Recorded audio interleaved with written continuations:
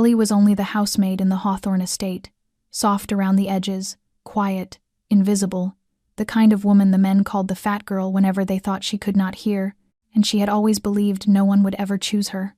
Until one night, in front of everyone in the house, the most powerful and feared man in all of Charleston, Caleb Hawthorne, slipped an arm around her waist and said, "You are talking about my future wife." From that moment on, anyone who dared lay a hand on her never lasted long. Inside the old stone-tiled kitchen of Hawthorne Manor, the clatter of dishes rose like soft ripples of thunder, blending with the low murmur of conversations drifting down from upstairs, the kind of words that carried the weight of blood if misheard. Ellie Grace Bennett kept her head down as she washed the glasses, her hands submerged in cold, soapy water, the sharp smell of bleach clinging to her nose.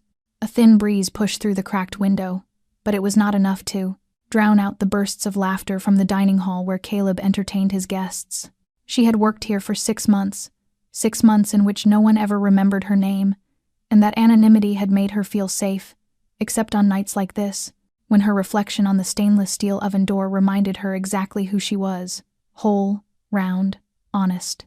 Under the harsh fluorescent lights, her figure stood out more than she wished, her shirt clinging to her chest, strands of brown hair sticking to her damp temples, her face flushed from the oven's heat.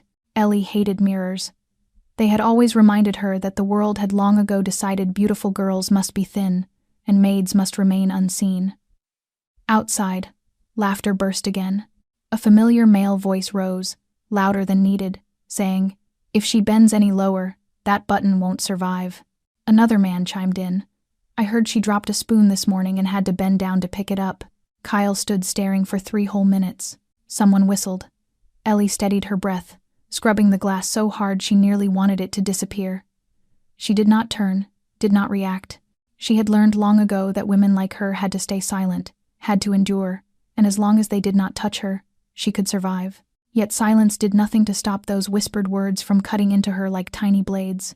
She exhaled softly, her voice so faint only she could hear it, saying, "No one marries a fat girl. Men only hide them." If you are still holding your breath through the tense quiet hanging between Ellie and Caleb in the dark kitchen of Hawthorne Manor, make sure to subscribe to our channel, give this video a like, and share it so we can keep creating emotional and mysterious stories like this every single day. And tell me where you are listening from, which city or country, so I know just how far Ellie's journey has reached out into the world.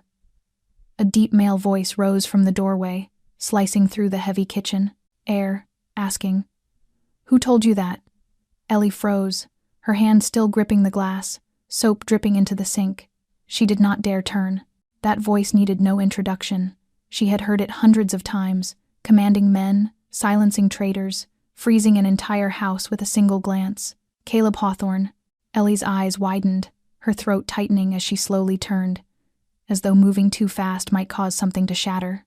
Leaning against the doorframe stood the man all of Charleston feared, wearing a black shirt with the sleeves rolled up to his elbows, revealing strong forearms with tattoos faint beneath sun-warmed skin, his loosened tie and open collar catching the kitchen light along the sharp lines of his face. She stammered, her voice trembling. I did not know anyone was here, sir." Caleb did not move. I came to get a glass of water," he said, his voice low and rough like sand dragged over flame. "But I heard something else." Ellie swallowed, glancing toward the sink. "It was nothing. I just mumble when I am tired." Caleb stepped inside, his shoes making no sound on the stone floor. She grabbed a towel to hide the trembling in her hands. "Do not lie to me, Ellie." Her name in his voice felt like a secret pulled from the dark. She turned away, whispering so softly it barely existed. "I am not lying. I just said something true." Caleb was close enough now for her to catch the scent on him. Leather, a hint of smoke, something warm and wooded. She did not dare look up. He towered over her, broad-shouldered, his very presence shrinking the kitchen. "The truth," he murmured, "is not always right." Heat crawled up her neck, her heart pounding so fast it hurt her ribs. "I should finish the dishes." "Is someone here forcing you to say those things?" he asked. "What things?" she whispered. "That no one will marry you, that you should be hidden." Ellie lowered her gaze, her voice tight. "No one has to say it. People tell me every time they turn away." For a fleeting moment, Caleb's expression softened. No longer the face of a kingpin, but a man witnessing something fragile breaking in front of him, something he could not bear. A long silence followed, broken only by a loud crash upstairs, hurried, angry voices, a door slamming shut. Caleb did not flinch, but Ellie did. "Go to bed," he said, the words quiet yet commanding. "It is late." "Yes, sir." She dried her hands quickly, avoiding his eyes. As she stepped past him, she tried to keep distance, but she was not quick enough. Caleb reached out and touched her wrist, not gripping, just touching, his thumb brushing her palm as though erasing everything she had just said. Ellie looked up, her lips parting without knowing what to ask. "Never say that again." "Say what?" "That no one will marry you," he whispered, his gaze locking onto hers. "You have no idea what kinds of men exist." Then he released her. The arguing upstairs continued, but neither of them heard it anymore. Ellie's heart hammered wildly. As she climbed the servants' stairs, unsure why he cared, certain he must simply despise weakness, because men like him had no room for fragile things. But his voice lingered in her mind, sharp and certain as a gunshot. "You have no idea what kinds of men exist." Ellie climbed the narrow servants' staircase, her palm still warm from the place where Caleb's fingers had touched her, her heart pounding so hard she could hear each throb echoing in her ears, as if her body could not process what had just happened. For 6 months in this estate she had learned silence, learned how to become a shadow, learned how to let the mockery drift past her like wind over a still lake. But Caleb Hawthorne was not the wind. He was the undertow, the ember beneath the ash, the kind of gaze that could make a person fall to their knees. And he had looked at her with an expression she did not dare interpret. When the door shut behind her, Ellie leaned against it, clutching the frayed hem of her old nightgown and drawing in a long breath. And in the dimness of her small room, everything felt too quiet. She did not turn on the light. Only the faint glow from outside slipped through the window's narrow seam, brushing pale streaks across the wall, while the first drops of rain tapped softly against the old roof. Ellie sat on her narrow bed, the single frame she curled against each night, as if leaving space for someone who would never lie beside her, and she looked down at her hands. In the muted light, her skin was still slightly flushed where Caleb's thumb had brushed her. A brief touch, light, no pressure, no hold, yet it felt as if someone had written on her skin with ink the darkness could not erase. Why had he noticed her at all? She was not beautiful. She was not slender like the women Caleb entertained at his lavish parties, women in fitted dresses, high heels, sharp eyes, lips red as wine. She was the girl who washed dishes, scrubbed floors, appeared and disappeared behind other people's backs. Yet he had stood in that kitchen, looked at her, told her the truth she believed in was not true, told her she did not know what kind of men existed. She had lived her whole life in a world where men only saw the same kind of women over and over. So who was Caleb if not one of them? A distant rumble of thunder rolled across the sky, wind rattled the window pane, and Ellie pulled the blanket over her knees, curling into herself as if trying to become an unseen child again. Everything had happened too fast. She was used to invisibility, used to being overlooked, used to letting others walk past without ever looking back. But Caleb's eyes had not passed over her. They had stopped, seen through her, and that frightened her. Not because he was dangerous, though everyone said he was, but because if he truly saw her, then she no longer had anywhere left to hide. Downstairs, Caleb still stood in the kitchen. No one called him, yet he had not left. His hand rested on the edge of the sink, his gaze fixed on the spot where Ellie had stood. The water had cooled, the soap bubbles had collapsed, yet the sharp scent of bleach lingered. He looked at the rubber gloves she had left on the counter, the damp towel she had used to dry her hands, and for the smallest moment it felt as if something of her still hovered in the air. Caleb exhaled slowly and pushed himself away from the counter. He said nothing. He did not glance back. He walked out of the kitchen toward the staircase leading to the northern wing, a place no one entered without permission. Yet tonight that door opened not for duty but because something unnamed had stirred inside him. Caleb Hawthorne did not know why he had paused when he heard her whisper to herself, but when those words reached him he understood that he would not let anyone touch her unless they went through him first, and understood that tonight was the first time he had truly seen Ellie Grace Bennett, a truth that could not be undone. The next morning the rain had stopped, but the sky remained gray, and the soft light from the tall windows fell across the marble floor of the sitting room, where the staff were cleaning the remnants of last night's gathering. Ellie carried a large tray, weaving around the sofa to collect stray cups and napkins. her cream apron hugging her rounded frame, her shoulders drawn inward as if trying to make herself smaller in the vast room and the glances that flickered her way. She knew they watched. She knew some whispered, but she was used to it. That was her role. Work quickly, stay unnoticed, avoid the eyes of Caleb Hawthorne and the men beneath him. But today Kyle refused to let things pass. He was one of the long-serving guards, comfortable with power and careless with his mouth. Leaning against the table beside the window, coffee cup in hand, Kyle stared at Ellie as she bent to retrieve a fallen wineglass beneath a chair, and his voice carried just loud enough for 4 or 5 nearby to hear. If that dress hugged her any tighter, the buttons would fly straight at my face. A few chuckles followed. Ellie remained bent over, steady, unresponsive, her breath tight in her throat. Kyle kept going. "Hey, Ellie, if you sit down, I bet that chair snaps in half. Wanna try?" The laughter sharpened. Someone nudged him to stop, but Kyle ignored the warning. He stepped closer, looking her up and down with a mixture of mockery and contempt. "The kitchen must have run out of food last night. I saw you standing in there forever without going to bed." Ellie straightened, the tray clutched in her hands, her eyes meeting his without a word, her cheeks burning not from shame but from the effort of not crying. A female staff member brushed past, laying a gentle hand on Ellie's shoulder before continuing on, but even kindness could not stop Kyle. "I heard the boss went down to the kitchen last night. Hope he didn't trip over anyone." At that, Ellie turned away, moving quickly toward the kitchen, her heartbeat racing, her teeth pressed hard into her lip to keep from reacting or letting them see her tears. But she did not know that from the far end of the hallway a pair of eyes had witnessed everything. Caleb Hawthorne stood in the shadows, one hand in his pocket and the other resting on the wooden doorframe. No one noticed how long he had been there. No one saw his gaze grow colder with each of Kyle's words.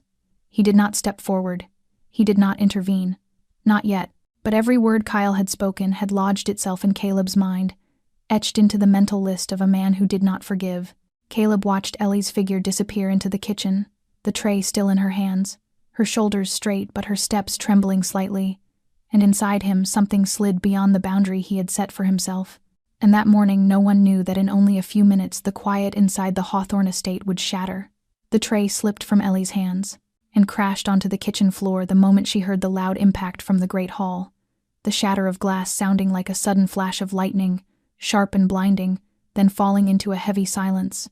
Everyone in the sitting room turned at once, the room going so still it felt as if someone had drained all the air out of the house. Kyle was pinned against the cold stone wall, Caleb's hand fisted in his collar, holding him half a step above the floor. The coffee cup Kyle had been holding lay shattered, a brown stain spreading across the white tile. Caleb's face did not twist with anger the way people expected.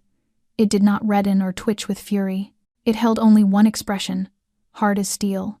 His eyes a deep, still black, that was far more terrifying than rage. And that silence alone nearly made Kyle lose control. "Boss," he stammered, trying to lift a hand to steady himself, but Caleb's grip did not shift an inch. "What's going on?" "I was only joking." Caleb did not answer. At once, he stared at Kyle as if deciding whether to break him with words or with action, and when he finally spoke, his voice was low and precise. "Say it again." Kyle swallowed, eyes darting. "Say what?" "The thing you said about her. Say it. Again." Kyle's face drained of color. "I didn't mean anything by it, really. It was just a joke." Everyone laughed. "Laughed," Caleb murmured, his gaze flicking for the briefest moment toward the direction Ellie had fled, then returning, sharp as a blade. "You think it is funny to humiliate a woman who works honestly, harms no one, and is simply doing her job. You think I would let that slide." Kyle began trembling. "I didn't know you cared about her like that. I thought she was only—" The sentence died as Caleb slammed him against the wall again, the sound flat and brutal, a framed painting tilting askew beside them. "Say that again," Caleb hissed, his eyes narrowing. "Say the words only and her in the same breath." His other hand curled into a fist, the scrape of leather on fabric audible in the silence. "She is not only anything. She is someone that if you ever touch again, you will not have a mouth left to speak a second time." Kyle's lips opened, but no sound emerged, and Caleb released him without warning. Kyle slid down the wall, his legs hitting the floor with a dull thud, panting, pale. Caleb straightened, smoothed his sleeve, then swept his gaze across the room. "Anyone else feel like laughing?" No one answered. Only the faint hiss of wind slipped through the barely open hall door. A few staff bowed their heads. Others pretended to busy themselves rather than meet his eyes. Caleb looked down at Kyle one last time, the man still trembling where he sat on the floor. "Next time you open your mouth, I will make sure it is the last time," and he turned away without a backward glance. When Caleb stepped through the kitchen doorway, where Ellie was crouched on the floor gathering the shards of broken glass, she froze. He stopped in front of her, saying nothing. Ellie rose slowly, her hands still clutching the dish towel. Her gaze dropped. "Are you all right?" Caleb asked, his voice unexpectedly gentle. She nodded. "Yes, I am fine." "No, you are not." His eyes met hers, no longer sharp, but filled with something quieter, deeper. "Go to the supply room and rest. I will have someone clean this." Ellie hesitated, but his expression was not meant for argument. She nodded and slipped through the small left-hand door. Caleb remained for a few seconds, watching the spot where she disappeared, then turned his gaze down to the floor where the glass fragments lay scattered. Every shattered piece felt like one more boundary inside him breaking apart, and he knew in that moment that Ellie was no longer part of the kitchen. She had become part of the silent storm beneath his skin. The supply room sat at the end of the rear hallway, used most days for quick breaks during busy shifts. Ellie perched on the small stool against the wall, her hands gripping the worn towel, her palms still damp with sweat. She did not know what she was supposed to feel. The humiliation from Kyle's cruelty had barely begun to settle before Caleb's explosive defense of her spun everything out of balance. She had never seen her employer lose his temper like that, and she never imagined that such anger could be because of her. She did not deserve any of it. She was just a maid, a shadow in this house, someone no one noticed unless they needed a target. The door clicked open, and Lydia poked her head inside. She was the eldest staff member, sharp-eyed but gentle-voiced. "Honey, are you all right?" Ellie nodded with a faint smile. "I am fine." Lydia raised a brow. "Tell me that again when your hand stops shaking." Ellie lowered her gaze. Lydia stepped inside, closed the door, and sat beside her. "I heard the boss gave Kyle a lesson." Ellie said nothing. Lydia let out a sigh, surprised but not truly. "I always knew there was something different in the way he looked at you." Ellie turned to her, startled. "No, he is only protecting his reputation. No one wants their staff insulted in their own home." Lydia smiled without arguing. "Then you had better brace yourself. He just told someone to prepare a room in the West Wing." Ellie frowned. "The West Wing?" "The guest quarters," Lydia said softly. "I heard it is the room next to the hallway where Caleb stays." Ellie shot upright. No, that is impossible. I cannot stay there. I am a maid." "Not tonight," Lydia said, her voice firm. "Tonight you are the woman everyone in this house knows the boss personally defended. You think anyone will let you go back to your old room where every whisper will follow you down the hall?" Ellie shook her head, her voice low. "I do not want trouble. I do not want to become the center of anything." Lydia stood, resting a hand on her shoulder. "The problem is, you do not get to choose anymore. He already has." Before leaving, she paused at the doorway, her voice dropping to a quiet reminder. "I do not know what is happening, Ellie, but men like Caleb Hawthorne do not explode for someone, unless that someone has made them lose control just a little." When she was gone, Ellie sat motionless, her thoughts spinning. Less than an hour earlier, she had been the butt of a cruel joke. Now she was being moved to the West Wing, a place of thick carpets, silk pillows, and heavy wooden doors, meant only for those whose names were carved into the guest list. An hour later, she entered the room prepared for her. High ceilings, wide windows, a bed dressed in white linen and thick blankets scented faintly of sandalwood, everything quiet enough to feel unreal. She circled the room, brushing the bed's edge, her fingers sliding along the carved chair. A maid did not belong here. But then she saw something on the bedside table. A glass of water and a small white pill. A sedative, placed neatly, no note, but clear enough to reveal who left it. She stepped closer, and picked up the glass, her palm turning cold. She knew Caleb had left it, and that frightened her more than his anger earlier, because Caleb did not say he cared. He acted, and Ellie was not sure she had the strength to resist that kind of care if it kept coming. Night fell over the Hawthorne estate like a thick velvet curtain swallowing every sound, and in the new room Ellie lay still on the wide bed, her eyes wide open in the darkness. She was not used to this kind of quiet, not used to heavy drapes that blocked the light, to the scent of old wood and fine linen, to a space where every movement she made echoed like a confession. The clock on the wall ticked slowly, each beat a long, tired sigh. She sat up, pushed the blanket aside, her bare feet touching the cool wooden floor as she walked toward the window. She lifted the curtain slightly, revealing the dim garden below, where faint yellow lights dotted the paths and the shadows of guards moved along the stone walkways. Then, a knock sounded at the door, soft but certain. Ellie turned, her heartbeat quickening. No one entered the west wing unless allowed. She opened the door, her palm cold against the handle. Caleb stood there without a coat, only a white shirt unbuttoned at the collar, sleeves rolled high, and an expression that made the air around him feel dense. She had no time to react before he spoke, his voice low. "I hope I am not disturbing you." She shook her head and stepped aside. He entered slowly, every step measured. "I am not used to having someone else sleep in this wing, but tonight it felt necessary." Ellie could not find words. Her throat felt dry. Caleb stopped near the table, his gaze flicking to the half-finished glass of water. He nodded as if satisfied she had used it. "This place is not always as safe as it looks," he said, his eyes never leaving hers. "I cannot let someone like Kyle believe he has the right to speak about you that way and pay no price." Ellie lowered her head, her voice barely more than breath. "I did not think you would care. I thought I was only a shadow in this house." Caleb was silent for a few moments, then stepped closer. "I care." Ellie looked up, her gaze meeting his at a distance far too close. "Since when?" she whispered. "Longer than you think," he replied gently. "I see you every morning standing by the kitchen window with sunlight on your hair. I hear you humming softly while you wash the dishes. I know you put an extra spoon of coffee in my cup every morning even though I never asked." Ellie pressed her lips together, her heartbeat stumbling. "I was not trying to do anything." "I know," he murmured, stepping closer still.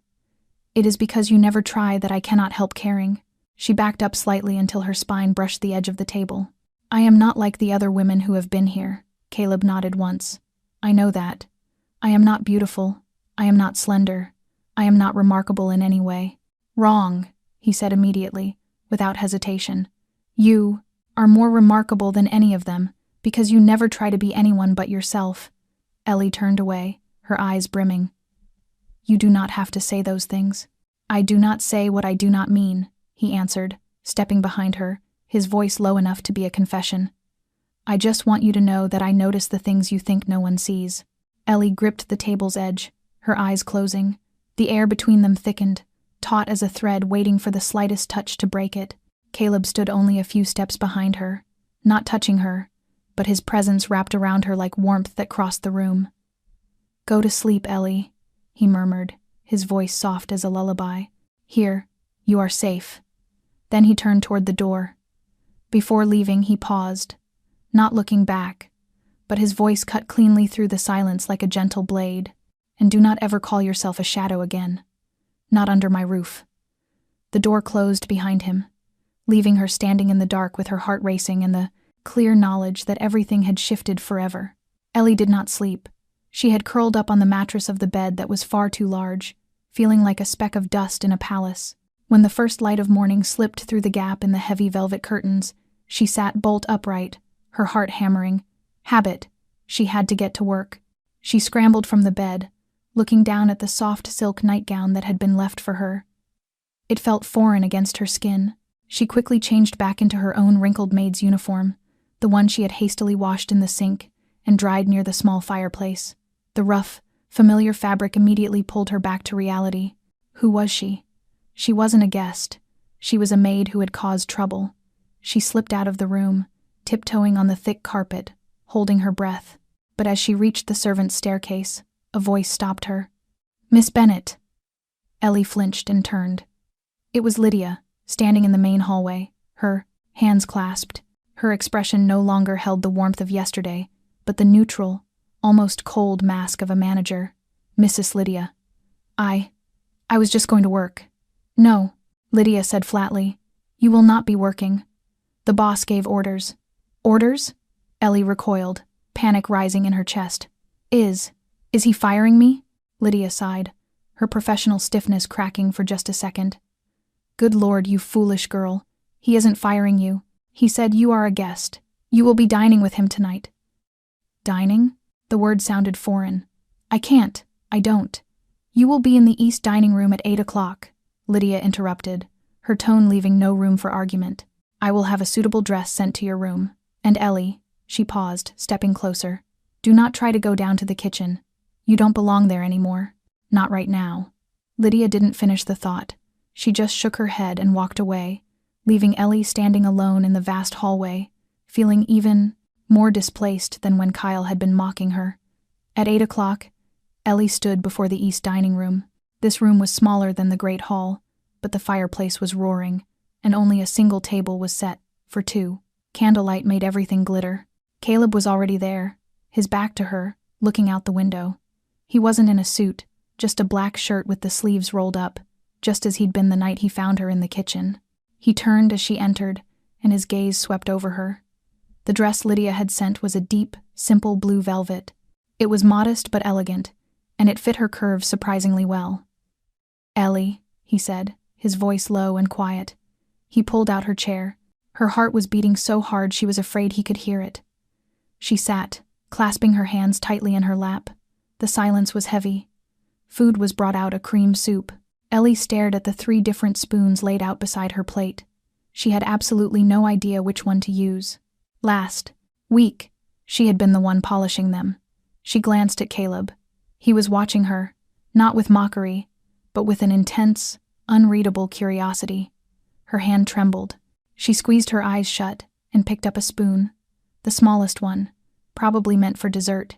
She knew it was wrong the instant she touched it. Heat flooded her face, and the sting of humiliation burned behind her eyes. She was going to embarrass him, and herself. She tensed, waiting for a correction, a sigh, or worse, a judgmental silence. But Caleb said nothing. Instead, he calmly reached over, picked up the exact same small dessert spoon from his own place setting, and began to eat his soup. That gesture, that quiet acceptance, the fact that he was willing to be wrong with her so she wouldn't be alone, hit her harder in the chest than any of his anger had. She looked up at him, her eyes wide with shock. He just raised an eyebrow, a flicker of something soft in his expression. Is something wrong? I used the wrong spoon, she whispered. Did you? He glanced at his own spoon, then back at her. Seems to be working just fine. A small, almost invisible smile touched his lips, and just like that, the tension snapped. She carefully lifted her own spoon to her mouth. You don't have to be afraid, Caleb said, his voice softer as he set his spoon down. Not here. Not with me. I don't know what to do, Ellie confessed, her voice breaking. I don't know who I'm supposed to be. A day ago, I was scrubbing this floor. I know who you are, Caleb said, his voice firm. He leaned forward, the candlelight dancing in his dark eyes. You're Ellie. You are not a maid. You are not a guest. You are mine. The words should have terrified her. They were possessive, absolute, but instead, they wrapped around her like a warm blanket. I won't let anyone hurt you again, he added, his voice dropping lower, including yourself. Eat, Ellie.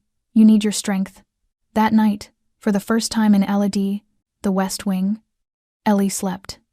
She slept deeply, dreamlessly, and when she woke the next morning she felt something far more dangerous than fear. Hope. That hope lasted until exactly 10 o'clock. The next morning, sunlight slipped through the thick curtains. Ellie woke from the first deep sleep she'd had in months. The dangerous feeling of hope from the previous night's dinner still settled warmly in her chest. His words, "You are mine," replayed in her thoughts, making her feel, for the first time, like she truly belonged somewhere. She dressed, tied her hair, and left the room early, not to avoid being seen, but because she was eager to see. Well, she wasn't sure what she was eager for, but the air felt different today, as if something restless had stirred. But the air felt different today, as if something restless had stirred. In the main hallway, 3 maids huddled near a door, phones in hand, eyes wide with excitement they could not hide even behind their covered mouths. When Ellie passed, one of them paused, stared at her, then returned to whispering over the screen. Ellie slowed, unease curling in her chest. She slipped into the laundry room where Lydia sorted tablecloths. The older woman looked up. "You have not had breakfast." Ellie shook her head. "Lydia, what is going on?" "People are whispering." Lydia hesitated before pulling her phone from her apron and handing it over. Better you hear it from me than from anyone else. The screen displayed an online headline in bold red. Tycoon Caleb Hawthorne reunites with former fiancée Vanessa Pierce, New York's political princess. Beneath it was a photo of Caleb at a formal event, holding hands with a tall, slender blonde woman in a turquoise gown. She was smiling. Caleb was not, but his gaze into the camera dared anyone to question him. Ellie's knees felt hollow. She gripped the counter, her lips parting without sound. Lydia gently reclaimed her phone. The article went up around midnight. Might be a publicity stunt. Even I find it hard to believe. Caleb is not the kind to play reunion games. Ellie said nothing. Inside her mind, everything slowed. The words he had spoken the night before, collapsing like brittle foam crushed under pressure. I see you. I do not ignore what you think no one notices. If that was true, then why? Why was he holding another woman's hand while telling her she was seen? Ellie left the laundry room quietly, each step slow as if moving through water. The whispers eased as she passed, but the eyes did not. She avoided them, returned to the West Wing, closed the door, and sat heavily on the bed. The image of Vanessa Pierce refused to fade. She had heard the name in passing but never cared. Now it felt like a blade sliding between her ribs, not because she was jealous, but because she felt foolish. Foolish for thinking she could be seen. Foolish for believing she might step out of the dark. She pressed a hand to her forehead, breathing unevenly. Caleb had promised nothing. He had not spoken of love, but the way he looked at her, the way he stood behind her without touching, the way his voice softened around her, those things had been enough to make her believe, even briefly, that she was not invisible. And now everything had collapsed as quickly as it had appeared. Ellie rose, opened a drawer, took out a sheet of paper and a pen. Her hand trembled as she wrote, but the words formed clearly. She did not want to wait for Caleb to explain. She had spent her life retreating before she could be hurt, and this time would be no different. By the time night settled again over the Hawthorne estate, the hall lights were dimmed, only a few lamps glowing softly at the corners, and outside the wind moved through the old trees with a restless whisper. In her room, Ellie sat motionless at the writing desk, a blank page before her daring her to speak what her heart had no name for. Candlelight flickered along the edge, reflecting her face in the cloudy mirror, her eyes deep with disappointment and hurt. She had spent hours like this, writing a few lines only to tear them away. Nothing felt right, clear, or safe enough to leave behind. Finally, she lifted the pen again, her hand unsteady but determined. Caleb, I know you owe me no explanation. I know we never named whatever happened between us, but I cannot stay here, not after seeing that picture. I do not blame you. I only blame myself for thinking I was special enough to be seen. I have lived in the shadows all my life, and I thought for the first time someone saw me, but I was wrong. I do not belong in your world, Caleb. I was never meant for your world. You needed someone who could walk beside you through a crowd without bowing her head or shrinking into fear, while I have only ever known how to look down and move quietly. So do not look for me, and if anyone asks, simply say I left the way I arrived, without a sound. Ellie. She set the pen down, folded the letter with careful precision, and placed it in the center of the pillow, leaving behind no photos and no possessions, because she wanted to disappear as lightly as a breath, as if she had never existed in that room at all. She opened the wardrobe, slipped on her worn coat, tied her hair back, and stepped into her soft-soled shoes, the kind that made no sound when she walked. She opened the door, paused on the threshold for a single steady breath, then stepped into the dim hallway that stretched long and cold before her. Each footfall echoed inside her chest like a silent farewell. She moved through the West Wing, following the corridor that led to the back exit, where the delivery trucks usually passed. No guard stood watch there at this hour. They were stationed near the front gates and Caleb's office, and she knew he was still awake, likely reading in that study filled with leather and cigar smoke. She imagined his eyes skimming over a newspaper with his name and Vanessa Pierce printed in bold across the front page, imagined him glancing toward the window before returning to his work as if nothing had changed, because perhaps for him none of this meant anything. She stopped before the heavy wooden door, her hand resting on the latch, and looked back at the great house one last time, not out of regret but to remember, because for a brief slice of her life she had lived here and had heard someone say she was seen, and even if that was no longer true, it had been a warmth she carried through her coldest nights. She stepped outside, the wind slicing through her coat and chilling her down to the bone, and she did not look back, because Ellie Grace Bennett was the kind of woman who, once she walked away, left no footprints behind.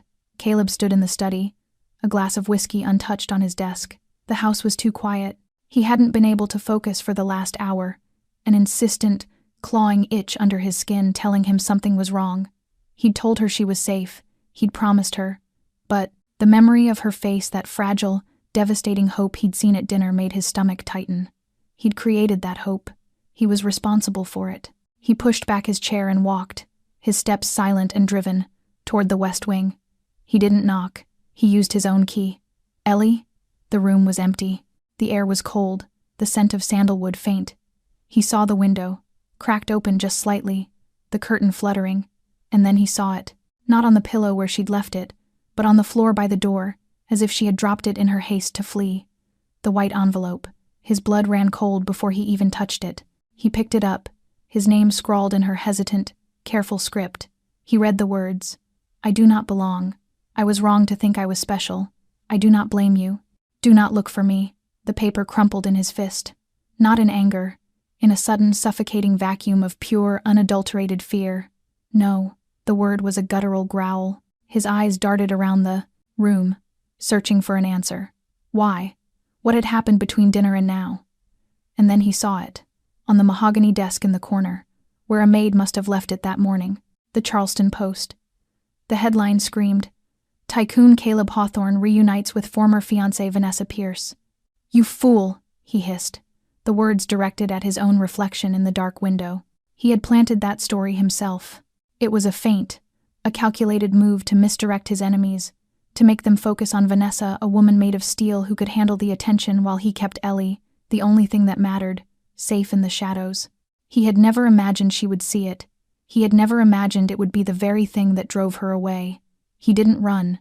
He moved with a speed that was far more terrifying. He hit the intercom on his study wall, his voice a blade of ice. "Lock down the estate. No one in or out. Get me eyes on all perimeter gates. Now." His head of security, Marcus, was on the different line in 3 seconds. "Sir? Ellie. She's gone. How long?" A pause. The sound of rapid, frantic typing. "Sir." She passed the South Service Gate. "On foot. 23 minutes ago. 23 minutes. Alone. In the dark. The city would swallow her." His stomach clenched so hard he thought he might be sick. He was already moving, strapping the custom-molded leather holster to his side, checking the clip on his pistol. "Marcus." His voice was lethal. "Did you see the article this morning? The Vanessa Pierce." "Yes, sir. A good move. The rivals are." "It wasn't a move." Caleb cut him off. "It was a mistake." Rains. A dead silence on the other end of the line.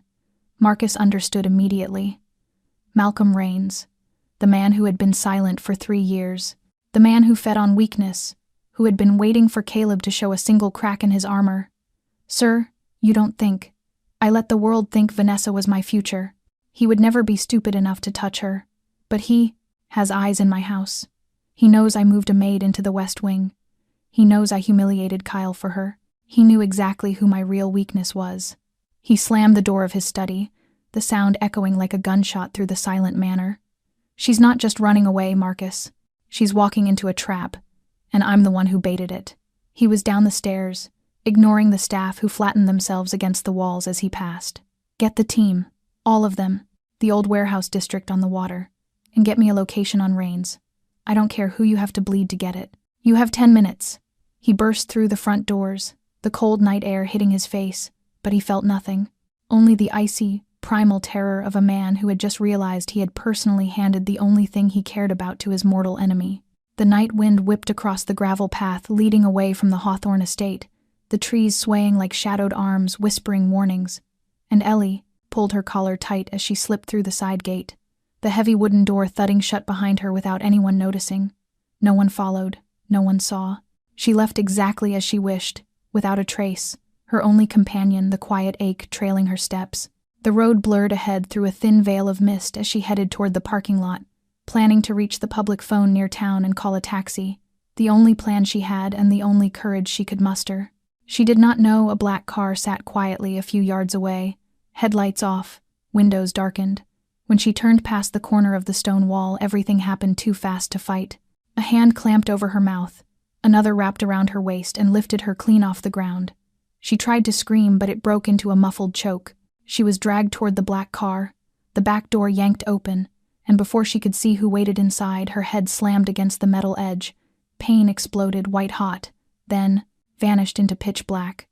When Ellie woke, she lay on the floor of a room she did not recognize, the ceiling low, the concrete walls rough, the weak yellow light buzzing overhead, the air thick with mold and stale cigarette smoke that made her stomach twist.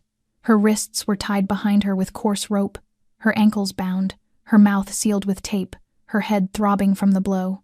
A pair of black leather shoes stepped into view, each footfall slow and deliberate. The man crouched down, so she had no choice but to see his face. Malcolm Rains. The name alone could make an entire city flinch. He had once been Caleb Hawthorne's bitterest rival in the eastern underworld before vanishing after a bloody operation 3 years earlier, presumed dead and buried deep. But here he was, smiling down at her. "Hello, sweetheart," he said, his voice low and coated with something vile.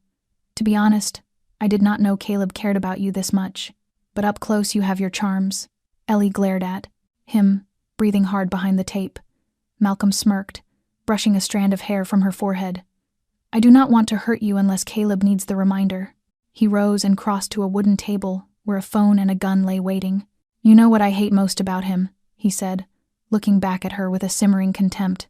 Not his power, but his belief that he can keep everything without ever paying the price. Ellie struggled, but the ropes bit deep. Malcolm watched her fear bloom, savoring it. "And now you are the first invoice he is going to settle." His laughter scraped across the walls just as the metal door rattled with a dry, sharp sound, as if old hinges had been forced. Malcolm froze mid-laugh. A faint breeze slipped through the crack, carrying the unmistakable scent of gunpowder. He stiffened, eyes narrowing, his hand leaving the cigarette and reaching for the gun on the table. He never made it. The first shot sliced through the air like a blade through silk.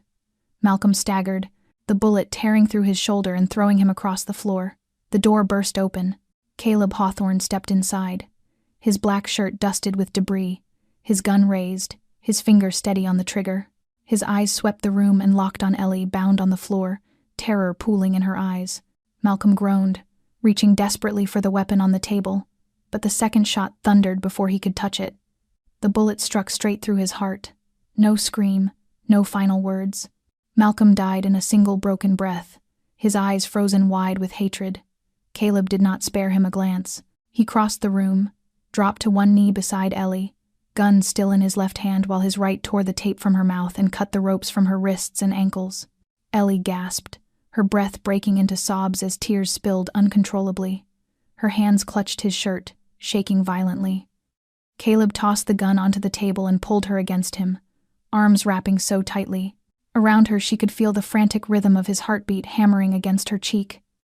"I am here," he whispered, his voice raw and low as if he himself had just crawled out of some abyss.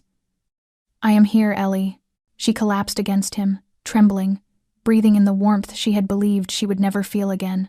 Outside came the screech of tires and the thunder of boots as Caleb's men stormed in, weapons drawn, their faces hard but their eyes widening in shock at the sight of Malcolm Rains dead on the floor, and their boss holding the woman everyone had long sensed was someone no one else was allowed to touch.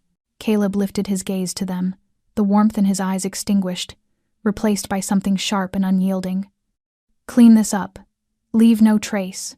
One of the men nodded immediately, pulling out his phone to signal the cleanup team. Caleb turned back to Ellie and touched her cheek gently. "He will never be able to hurt you again." Ellie still could not form words. She looked at him, smelling the faint gunpowder clinging to the cuff of his sleeve, her vision blurring, unsure whether from tears or from the tight ache rising in her throat. Caleb pulled her into his arms again, softer this time, his hand sliding behind her head as if shielding her from the whole world. "I am sorry," he murmured, each word shaped like regret carved deep. "I let you walk away. I did not hold on when I should have. But from now on, no matter how far you try to run, I will find you."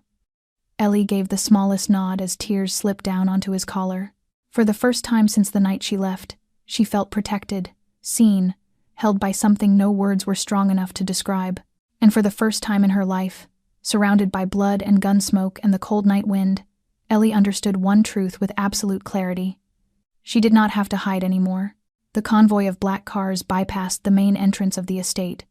They drove directly onto the manicured lawn, stopping only feet from the private terrace of Caleb's personal wing. His men, silent and disciplined, had already formed a perimeter, blocking the view from any prying eyes on the staff. Caleb carried Ellie out of the car.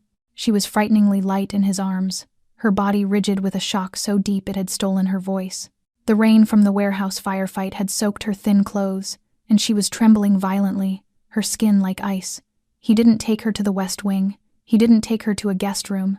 He kicked open the French doors to his own bedroom and carried her straight through, past the massive unmade bed, into the adjoining bathroom, a cavernous space of black marble and steel. He set her down gently on the plush mat by the enormous walk-in shower. "Ellie, look at me." She stared blankly at the wall, her eyes wide and unfocused, still seeing the warehouse, the gun, the blood. "Ellie." He gripped her chin, his voice sharper, forcing her gaze to meet his. "You're safe. It's over. You are. Here, with me." Her breath hitched, a dry, ragged sob, and the dam of her shock finally broke. She collapsed forward, burying her face in his shirt, her body shaking with convulsive, silent tears. Caleb's arms wrapped around her, crushing her to his chest. He held her, one hand cradling the back of her head, simply breathing in the scent of her hair and the metallic tang of her fear. "I'm here," he whispered, the words raw. "I've got you. I'm so sorry, Ellie. God, I am so sorry." He let her cry for a full minute, his own guilt a living thing, clawing at his throat. He was the one who had done this to her, his mistake, his enemy, her pain. Finally, he eased her back. "You're freezing. You have to get out of these wet clothes." He stood and turned on the shower, steam immediately filling the room. He didn't ask her. He acted. He was rough but efficient, unbuttoning his own damp, blood-spattered shirt and tossing it aside. He turned back to her. Ellie just sat there, shaking. "I won't hurt you," he said softly. He knelt, his fingers going to the buttons of her ruined coat, but his hands, which had held a gun steady not an hour before, were now shaking. Ellie saw it. She saw the tremor in his fingers. She saw the raw guilt in his eyes, a vulnerability she had never imagined could exist in a man like Caleb Hawthorne. She slowly lifted her own trembling hands and placed them over his, stopping him. I can do it," she whispered, her voice hoarse. Caleb froze. He looked at her small, pale hands covering his. He closed his eyes, a muscle in his jaw clenching. "This is my fault," he breathed, the confession torn from him. "The Vanessa article. It was me." Ellie frowned, her mind still foggy. You knew?" "No." He pulled his hands back, sitting on the cold marble floor, looking utterly defeated. I arranged it, the story. It was a lie. A strategy." He looked at her, his eyes burning with self-loathing. "I needed a target, a distraction, to keep men like Rains looking in the wrong direction. Vanessa was in on it. It was a political arrangement for her family. I thought if they were all watching her, no one would see. No one would see you." He scrubbed a hand over his face. "I thought I was protecting you by hiding you, but all I did was make you the one thing a man like Rains looks for. A secret. A weakness.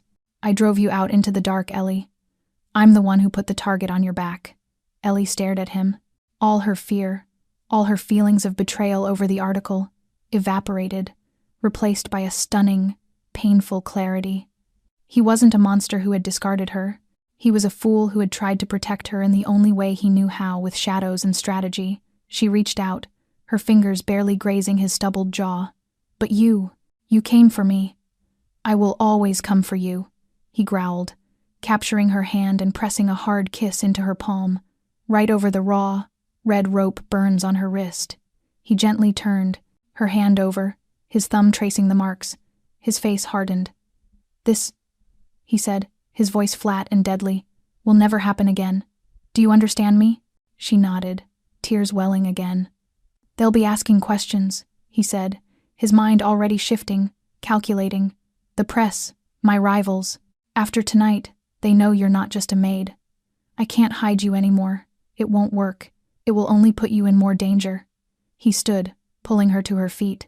He wrapped her in a thick, heavy towel. "Caleb, what are we going to do?" she whispered. He looked down at her, his eyes dark and resolute. I'm done hiding you, Ellie. I'm done with strategies. He tilted her chin up. He didn't just target a maid. He targeted the woman I love. And I'm going to make sure the entire world knows it. Tomorrow, there will be no more speculation, no more whispers, only the truth. What truth? That you are mine, he said, his voice dropping. That I am going to marry you. That you are not my weakness. You are my goddamn fortress. Now, get in the shower. You're safe. By morning, the gates of the Hawthorne estate were clogged with media vans, cameras, and reporters pressed so tightly against the iron fence, it felt as if they were waiting for a coup to unfold. News of Malcolm Raines's execution had spread like fire meeting wind, yet what sent the press into a frenzy was not the death of a criminal, but the moment Caleb held Ellie in the storm the night before and declared her his future wife. No one knew how or when their story began, but everyone agreed that whatever they had seen in Caleb's eyes was not a publicity stunt. When the grand doors of the estate opened, Caleb stepped out first, dressed in a sharp black suit and a charcoal tie, carrying himself like a commander returning from victory, while Ellie followed half a step behind, wearing a soft cream dress that skimmed her figure, her hair pulled back though a few loose strands framed her face, softening the tension in her eyes. Caleb reached for her hand in front of 100 flashing lights, and the reporters erupted at once, microphones thrust forward like spears. Mr. Hawthorne, can you confirm if the woman last night is your fiancé? Mr. Caleb, was the reunion with Vanessa Pierce merely a publicity strategy? Who is she? A maid. How did she step into your world? Caleb tightened his hold on Ellie's hand and moved forward, his voice carrying clearly without the need for a microphone, silencing the crowd with nothing more than certainty. Her name is Ellie Grace Bennett. And yes, she was once a quiet part of this house. He glanced at Ellie, then back at the sea of cameras. But do not let the word maid make you think she is lesser or fragile. She is the only person here who has never asked me for anything, never exploited my position for her own gain, and never made me doubt that the emotion in her eyes was real. A reporter pressed in. Are you sure emotion has not clouded your judgment? Caleb gave a faint, amused smile. I run 12 companies, prevented 3 internal coups in 2 years, and last night I buried one of my greatest enemies. I do not believe I am the type to be blinded by emotion. I chose Ellie not because I am weak, but because I am strong enough to love someone who does not belong to the spotlight. The heavy oak doors of the conference hall shut, cutting off the blinding flash of cameras and the roar of 100 voices. The silence that fell in the hallway was so sudden, so absolute, that Ellie felt her knees buckle. Caleb's arm was instantly around her waist, steadying her, pulling her against his side. He didn't say anything, just guided her down the private corridor toward his study.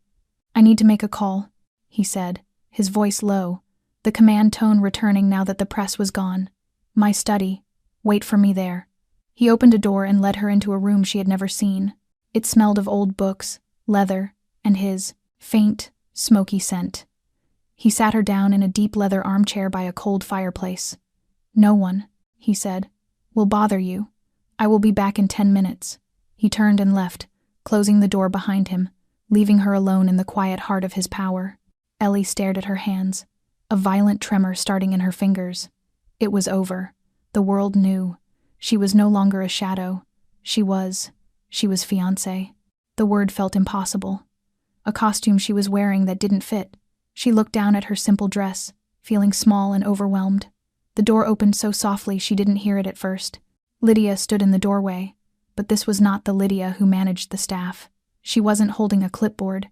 She was holding a small silver tray with a single cup of tea. Ellie started to stand up, the habit of a maid ingrained in her. Lydia, Sit, child, Lydia said, her voice quiet but firm. She entered the room, and for the first time, Ellie noticed Lydia wouldn't quite meet her eyes. She seemed nervous. Lydia placed the tea on the small table beside Ellie. I thought, you might need this. Your hands are shaking. Thank you, Ellie whispered. You don't have to. You shouldn't be serving me. Lydia finally looked up, her gaze complex, a mixture of awe and something like sadness. Things have changed, Ellie. You must know that. I'm not serving you. I am assisting the future Mrs. Hawthorne. The name hit Ellie like a physical blow. She shook her head. Please don't. I'm just me. No, Lydia said, her voice softening. You're not. Not anymore. She clasped her hands in front of her. I have worked in this house for 20 years. I saw Mr. Hawthorne grow up. I saw him build his empire. I have never, not once, seen him look at anyone the way he looked at you in that conference room. She leaned in, almost conspiratorially. The staff is terrified, you know. Ellie's head snapped up. Terrified? Of me? Why? I would never. Oh, child, no. Lydia chuckled, a dry sound. They are not terrified of you. They are terrified of him. They are terrified of what he would do to anyone who even looks at you the wrong way. Kyle was just the beginning. Today, he didn't just protect you. He chained himself to you in front of the world. He has made you his. In this house, that makes you more powerful than any of us. As if on cue, the study door creaked open slightly. A young maid, Sarah, a girl Ellie had shared breakfast with just days ago, poked her head in, holding a feather duster. She froze when she saw Ellie sitting in the master's chair. Sarah's face went completely pale. She didn't speak. She didn't nod. She dropped into a low, clumsy curtsy, her eyes fixed on the floor, and immediately pulled the door shut, vanishing. Ellie just stared at the closed door, her heart sinking. Lydia sighed softly. You see? You can't go back, Ellie. That life is gone. You are one of them now. Lydia turned to leave. Try to. Drink the tea. You'll need your strength. This is only the beginning. Lydia left, closing the door with a quiet click. Ellie was alone again. She looked at the fine china cup. She lifted it, and this time, her hand was perfectly steady. His words silenced the crowd for a suspended heartbeat. Then Caleb turned to Ellie, his voice softening into something meant only for her. And I want the world to know, this is not rumor, not strategy. It is real. He squeezed her hand and looked directly into the nearest camera. I am officially announcing that Ellie Grace Bennett is my fiancée, and we are getting married. The final sentence was delivered with such certainty there was no space left for questions. Flash after flash exploded, but Ellie no longer felt afraid. Beside Caleb, she no longer needed to hide, bow her head, or disappear into a silence that swallowed her whole. She was Ellie Bennett, the woman Caleb Hawthorne chose to walk beside through storms, beneath the gaze of the entire world. By early evening, the room was bathed in warm golden light from a floor lamp near the armchair. The noise of cameras and the relentless press had faded, replaced only by the soft thrum of wind tapping against the window and the faint scent of herbal tea drifting through the air. Ellie sat at the edge of the bed, her fingers intertwined tightly in her lap. Her dress had been changed, replaced by a thin sweater and comfortable pants, but her heart still carried the unease of standing before the world just hours earlier. Caleb stood near the window with his hands in his pockets, his posture straight, his gaze turned outward toward the sky darkening slowly into evening. He had not spoken since they entered the room, and that silence made Ellie's thoughts spin even faster. She watched him for a long moment before her voice finally surfaced, soft and hesitant, as if afraid to fracture the fragile stillness between them. Do you regret it? Caleb did not turn at once. Her question landed like a small needle piercing the delicate calm. A breath passed before he turned, and his eyes held no anger, no frustration, only a sincerity so deep it made Ellie feel as though she had confessed something she never meant to expose. He walked toward her, stopped in front of her, and lowered himself slightly, one hand on her shoulder, the other gently lifting her chin so she could not look away. Regret what? He asked quietly, his voice low enough to touch the deepest, most fragile place inside her. Regret revealing everything to the media. Regret choosing me, Ellie whispered, her eyes dropping, as if even she realized how foolish the question sounded. I know it was not easy for you.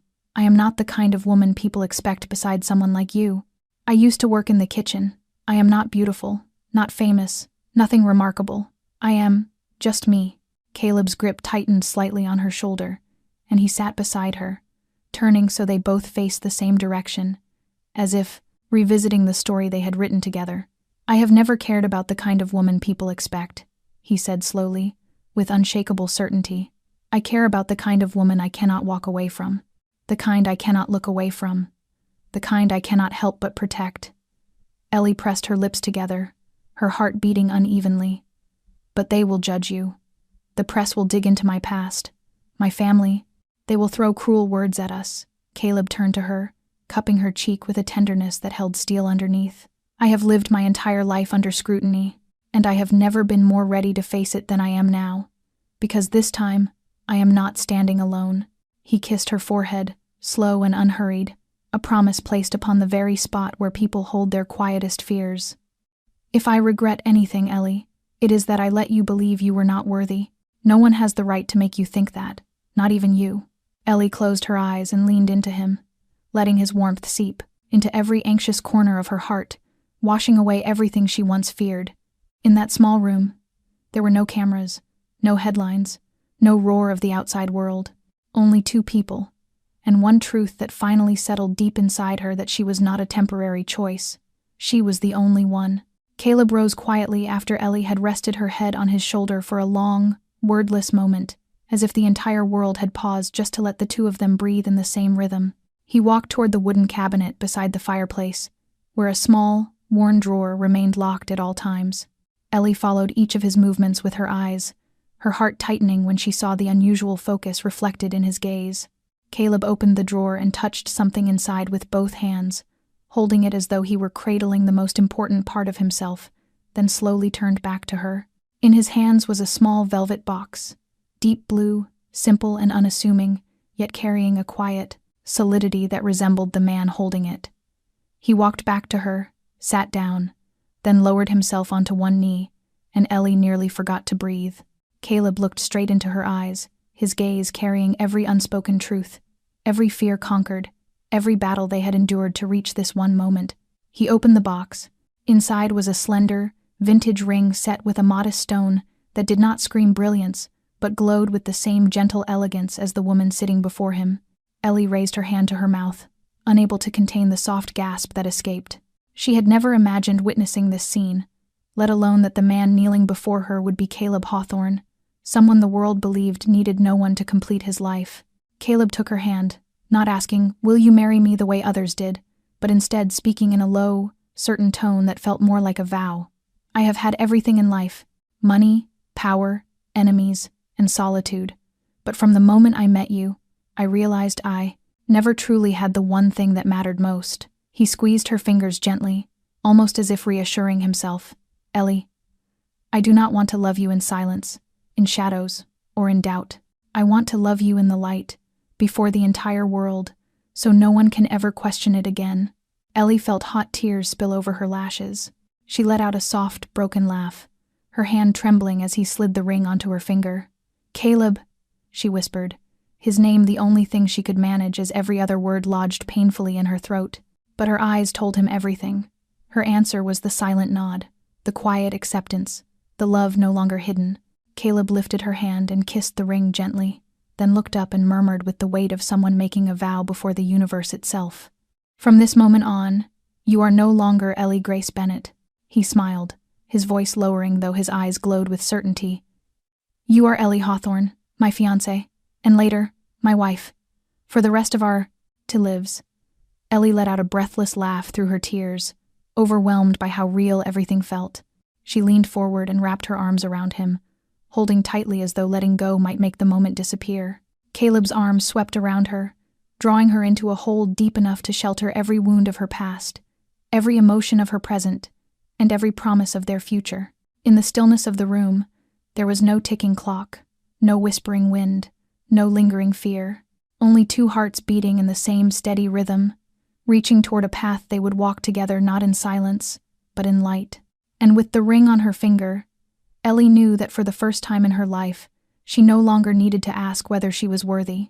The man holding her had answered that question with all the love the world once believed he did not possess.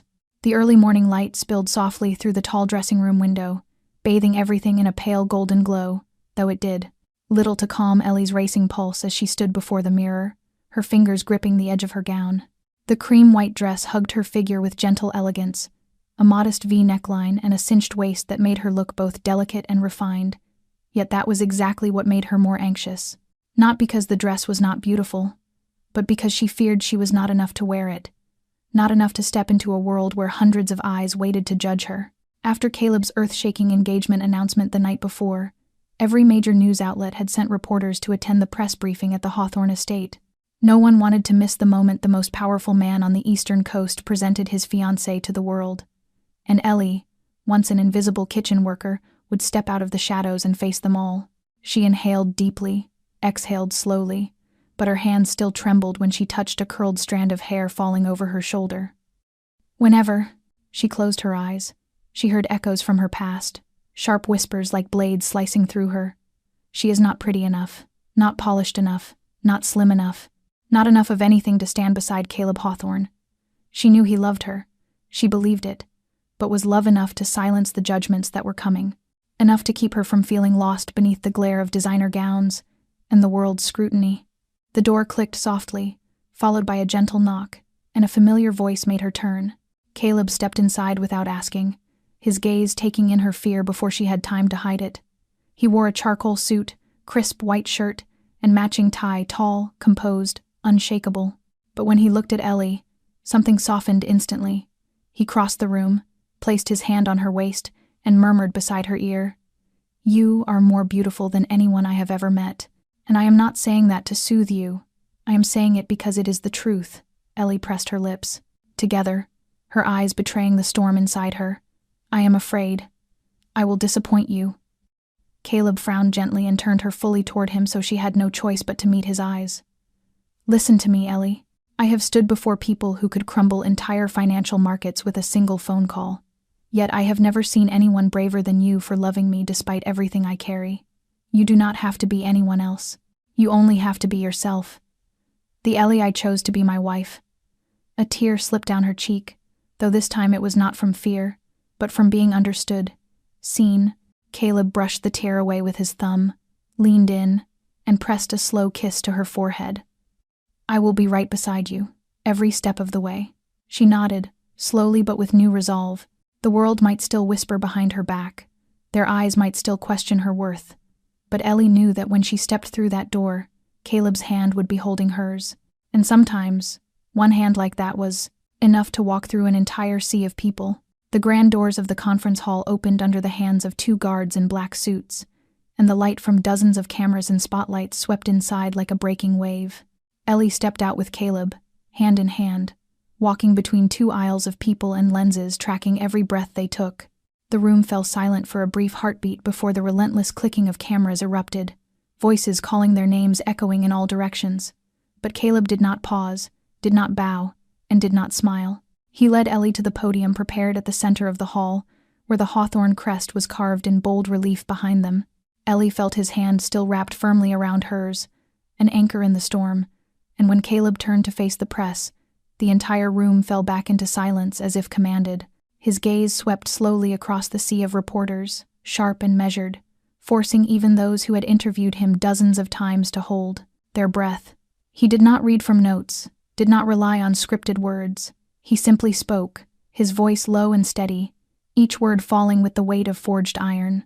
"I know you all have hundreds of questions, and I will not answer all of them." A few people shifted, but none dared interrupt. Caleb continued, his tone softening only when he turned toward Ellie, who still held his hand beside him. "Some things do not need justification. They need only to be felt. And the only thing you must know today is—" He paused, his eyes darkening with a depth that silenced even the hum of cameras. Then he looked back at the press corps, dozens of lenses aimed directly at him. "She is the reason I am still human." A wave of stunned silence washed through the room. No one had expected that. Not from Caleb Hawthorne, the man known for ruthlessness, for unforgiving negotiations, for a gaze cold as winter steel, a man who faced enemies and the media with equal indifference.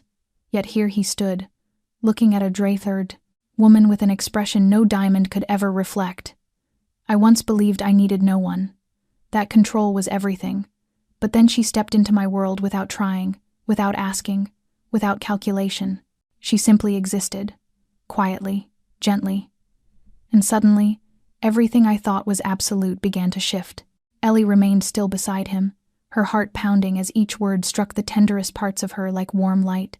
Caleb turned to her again, and in that moment the entire room ceased to exist for him. "She made me want to be better, made me believe I was worthy of forgiveness, and if there is one thing you should take away from this conference, it is this."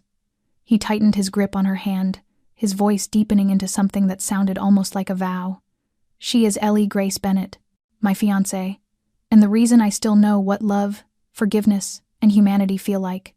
The cameras continued flashing, but this time they sought not scandal, but a moment none of them had anticipated. Caleb needed no further words. He bowed once to the audience, then led Ellie away from the podium. No one blocked their path. No one called out. They simply watched the two figures walking side by side, one once invisible, the other once untouchable, now intertwined, as though the existence of one proved the heart of the other still beat. In a world full of strategy and pretense, truth could cause the most powerful quake, and Caleb Hawthorne had delivered one not through power, but through love.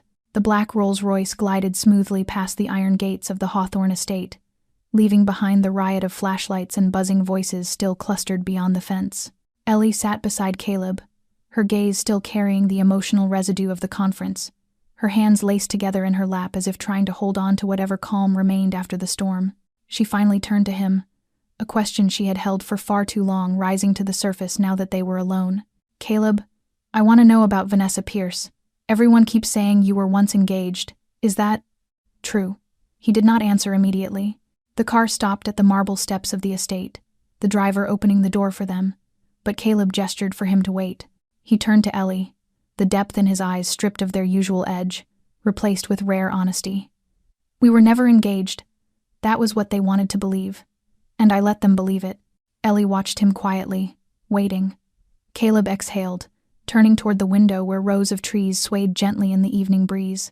"Vanessa is the daughter of one of Senator Dalton's major donors, a man who wanted to pull Hawthorne Group into his political circle. At that time, I stood between two forces.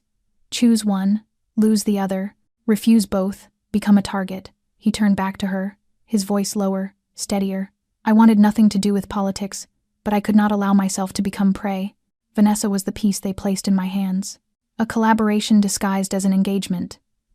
Ellie frowned, a strange ache curling through her chest. "So, you agreed?" Caleb shook his head, his eyes locked on hers. "I pretended to. We appeared together, took photos, fed the media enough to keep rivals from circling. But between her and me, there was nothing real. No touch, no promises, only silence. She needed the image, and at the time, I needed space to maneuver." Ellie looked down, fingers tightening in her lap, unsure whether she felt relief or the sting of something she could not name. Caleb reached out, gently lifting her chin so she met his eyes. "I was wrong to let you think you were a replacement, but you are not. You never were. Vanessa was political strategy. You are the choice my heart made." Ellie bit her lip, her eyes growing wet. "Why didn't you tell me sooner?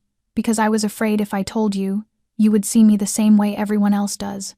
Cold, calculating. And I was afraid," she whispered. "Afraid of losing the way you looked at me as if I were still human."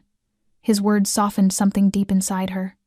She reached out and touched his hand, her gesture quiet but full of meaning. Caleb squeezed her fingers, pressed a soft kiss to her forehead, then stepped out of the car and guided her with him. On the white stone steps of the estate, their shadows stretching beneath the falling dusk, Ellie understood that no matter how many strategies lay behind him, the only truth he carried forward now was her. And this time, he was not hiding it. He was placing her at the center of the world he once kept locked away.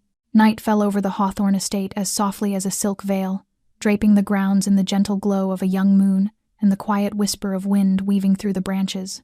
In the large West Wing room, once a forbidden place for Ellie, she now stood within what had become the safest sanctuary she had ever known. The fire in the hearth crackled low, its amber light tracing softness across. Her face as she stood by the window, hands wrapped around a warm cup of tea, her gaze following the shifting shadows of trees on the ground like fragments of memories that belonged only to her. After a day of upheaval in which she had been acknowledged not only by Caleb but by a world that once doubted her, Ellie still could not quiet the tremor beneath her ribs. She was no princess, no heroine. She had once believed she would spend her life in silence and obscurity. But everything had changed not because of magic, but because a man had dared to stand before the world and declare that she was something worth fighting for. Caleb entered without a word, and the room warmed instantly at the simple presence of him. He walked toward her, gently taking the cup from her hands and setting it aside. Ellie lifted her face to him, her eyes shining, not from sadness, but from a fullness so tender that even a light touch could have undone her. Caleb cupped her cheek, his fingers brushing her skin, with the careful reverence of someone who had once lost everything and had finally found the one thing he needed to hold on to. "You once told me you were afraid of becoming my weakness," he said, his voice raspy in the stillness. "But you have never been my weakness." He lowered his head, and his lips met hers without haste or heat, but with a depth and certainty that required no further words. When he drew back, he whispered against her ear, soft as drifting wind but weighted like a vow. "You are not my weakness. You are my reason. The reason I choose to remain human, despite everything cruel life once demanded I become." Ellie said nothing, tears slipping quietly down her cheeks, yet her face glowed with a radiance she had never known. She was no longer afraid, no longer doubtful, no longer a shadow standing behind grand doors. In that moment, they needed no promises, for they had already become inseparable pieces of one another. And from their love came the greatest truth. Sometimes the thing that saves a person is not power or wealth, but someone brave enough to love them when they are no longer sure they deserve it. Ellie did not need to change to be worthy of Caleb, and Caleb did not need to hide his true nature to keep her. They loved each other with every imperfect part of themselves, and that was the truest beauty of love. If this story has touched your heart, if you have ever felt lost in a noisy world or believed you were not enough to be chosen, we invite you to share your thoughts in the comments below. We truly want to hear from you, from the deepest places of your heart. How does this story make you feel? Does it remind you of someone who once held your hand and helped you believe you were worthy of love? Leave a comment so we know you are here, listening with us. Do not forget to like this story if it resonated with you. Share the video so its gentle light can reach someone who might need it, and subscribe to our channel so you never miss the heartfelt, human stories we share each day. Thank you for walking with us through Ellie and Caleb's journey. We hope to see you again in the next video, with another story, another path that may make you cry or smile. Wishing you a peaceful day, a hopeful spirit, and a heart always warm. Goodbye, and we look forward to seeing you in the next video.